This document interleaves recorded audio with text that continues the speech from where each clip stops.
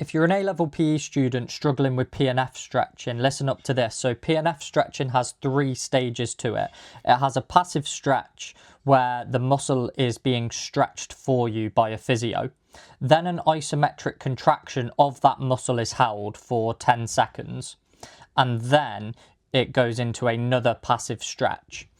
And PNF stretching stands for proprioceptive neuromuscular facilitation. So it's how your proprioceptors, which are these 2 things here, are working with your neuromuscular system to facilitate stretching.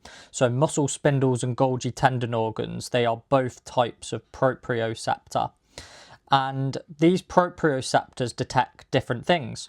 So firstly, during that first passive stretch, the muscle spindles detect the increase in muscle length.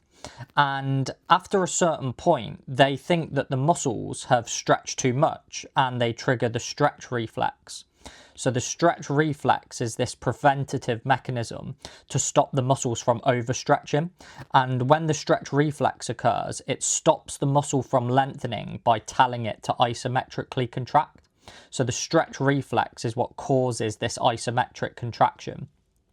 And you hold that isometric contraction for 10 seconds. And during that 10 seconds, there will be an increase in tension within the muscle. And this is where the Golgi tendon organs come in. So they detect increases in tension and they detect when too much tension is built up in the muscle. And when that happens, they trigger autogenic inhibition. And autogenic inhibition is just a fancy way of saying that they override the stretch reflex. They cancel out the stretch reflex.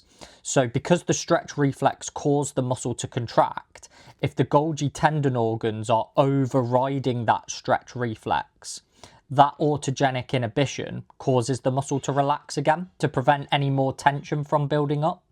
And that autogenic inhibition causing the muscle to relax again allows the physio to push the muscle or the joint even further in a second passive stretch.